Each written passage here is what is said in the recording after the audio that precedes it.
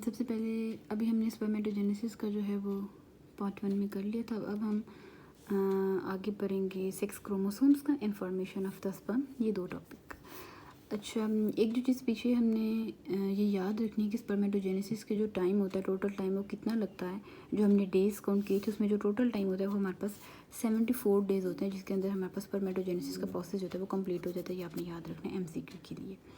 Then हमारे पास sex chromosomes का है हमारे पास टॉपिक नेक्स्ट।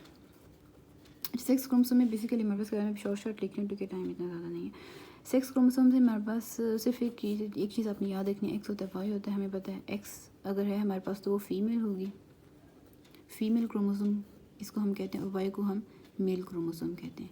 इफ़ हमारे पास ये एक्स वाला जो है ये एक्स होता तो देन फीमेल होगी, और अगर एक्स वाई हो तो then it will be a male boy. Male means boy. अब हम इसमें स्पर्म्स की पढ़ेंगे कि स्पर्म का स्ट्रक्चर किस तरह का होता है। स्पर्म में बेसिकली हमारे पास 2 पार्ट्स होते हैं स्पर्म के। एक हमारे पास उसका हेड होता है, देन उसकी एक हमारे पास यूँ करके विप लाइक एक उसकी टेल होती है। अभी जो हमारे पास स्पर्म की हेड है, इसके अंदर हमारे पास एक कैप होती है, यहाँ पे हमारे पास प्रेजेंट होती है। इसके ये head, this region is head, और ये जो नीचे सारा रीजन है दिस इज द टेल। अभी जो हेड है, हेड के अंदर हमारे पास this thing is acrosome. Head की जो हमारे पास कैप होती है उसे हम एक्रोसोम कहते हैं। अब इस एक्रोसोम का क्या बेनिफिट होता है हमारे पास कि एक्रोसोम के अंदर हमारे पास दो तरह के 2 टाइप्स के हमारे पास, इसमें हमारे पास होते हैं एंजाइम्स होते हैं। एक हमारे पास होते हैं इसमें प्रोटियोलिटिक एंजाइम्स होते हैं,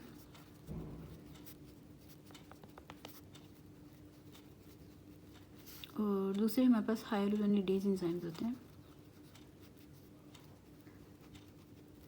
अब जो हमारे पास प्रोटियोलिटिक एंजाइम्स होते हैं वो ऑब्वियसली उसने नाम से पता चल रहा है कि हमारे पास वो प्रोटीन को डाइजेस्ट करेंगे। बेसिकली ये एंजाइम्स जब स्पर्म ने ओवम के अंदर पेनिट्रेट करना होता है तो उसमें ये हेल्प कर रहे होते हैं। और जो हमारे पास हाइलुरोनिडेज वाले एंजाइम्स होंगे वो हमारे पास प्रोटीओग्लाइकन के जो फिलामेंट्स होते हैं,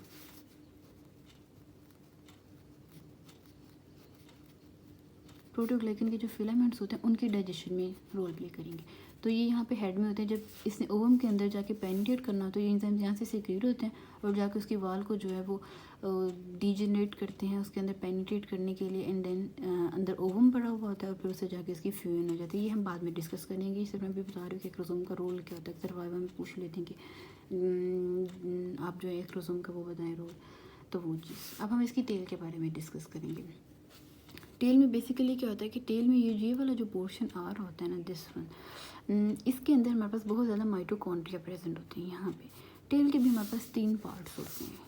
टेल के हमारे पास 3 पार्ट्स होते हैं, यही भी डिस्कस कर लेते हैं इनको। टेल में सबसे पहले हमारे पास होती है एक्सोनीम। एक्सोनीम हमारे पास एक प्रोटीन होती है।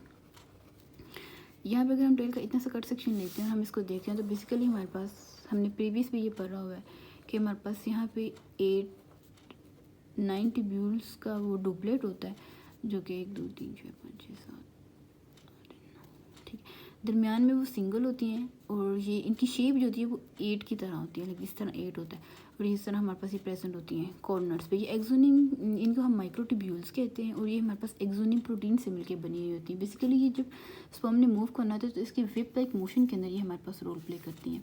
तो इसमें हमारे पास एक्सोनिम, हमारे पास प्रोटीन आ जाएगी। देन इस एक्सोनिम को जिस मेम्ब्रेन ने कवर किया हुआ था वो हमारे पास एक मेम्ब्रेन आ जाएगी। And third thing is the mitochondria.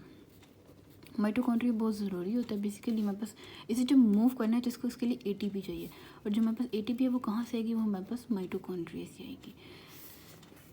ये हमारे पास इसके पार्ट्स हो जाएंगे। और स्पर्म की जो स्पीड जो होती है वो 1 to 4 होती है।